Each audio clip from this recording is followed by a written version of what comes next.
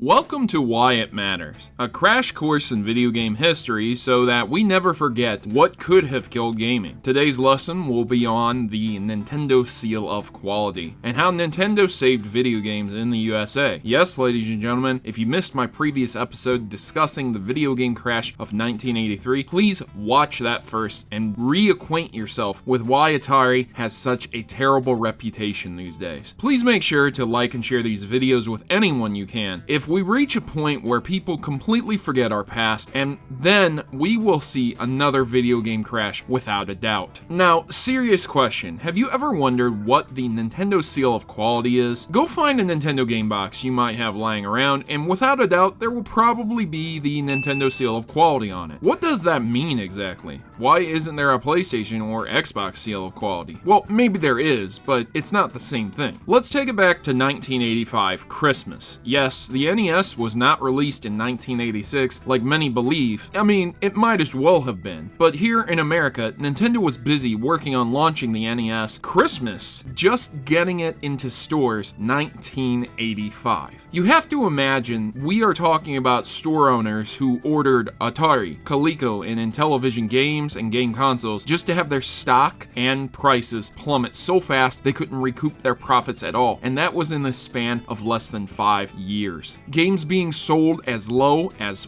$1 to $5 at times. This was really bad, especially if you were a small-time store owner. It could have led to bankruptcy.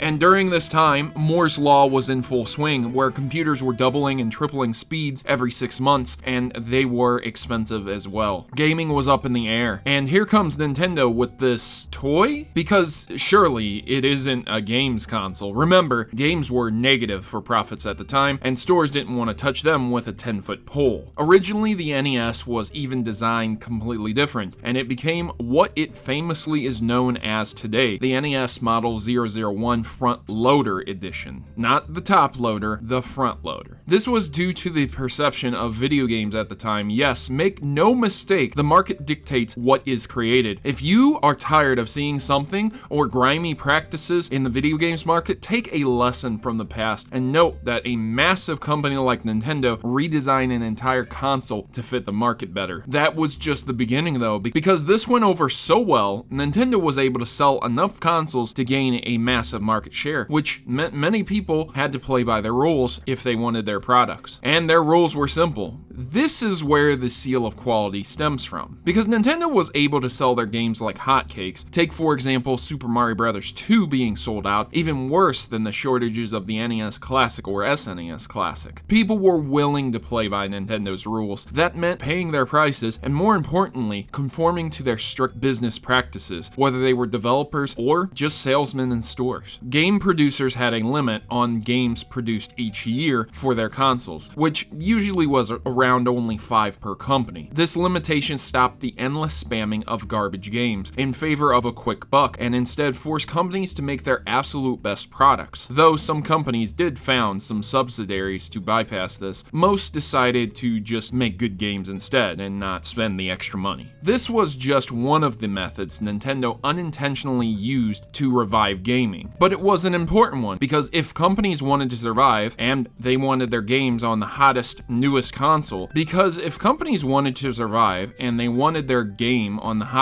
console, the Nintendo, that meant they had to make the absolute best game they could for it, instead of just spamming out games as fast as they possibly could. Another method Nintendo used was the lockout chip, preventing companies from making their own third-party games for the system. This also meant that companies had to buy or license the cartridges to put their games on, and those cartridges had to be quality, which meant people were no longer confused about what games go for what system, unlike back in the Atari days. Each cartridge was identical and easily identified to be used with the NES. With the lockout chip in place, only a few companies actually bypassed it and created games like Tengen with Gauntlet. And though these games were not awful, there were games that were absolutely terrible, like Action 52, though Tengen didn't make that game. Just because a company is forced to conform to only a few games a year and using using Nintendo's proprietary cartridges doesn't mean those games would be good though. However, because Atari permitted porn games on its system, and risky games as well, and games about dog food, I'm not letting that go, seriously, dog food. Nintendo had guidelines for things that could and could not be shown in games, on their system at least, which means companies had to censor nudity, swearing, and risky themes in their games. This wasn't necessarily a bad thing. While I'm not for censorship, the NES didn't have a lot of detail to censor, and because most stories were shallow at best on the NES, it meant that most of the censorship was just changing things like religious symbols or statues that had nudity in them. Yes, later on in life this became a problem as graphics increased, but on the NES it really wasn't that big of a deal for the time. Silly as that sounds, it also assured a degree of quality. Even if the game was crappy, at least it didn't have the risky nudity or swearing or gore in it. With marketing backing the NES as a family console, many magazine ads, advertisements, and other methods of getting the word out showed these family themes. And the system being marketed as a toy more than a video game, the NES became a great success, and with this,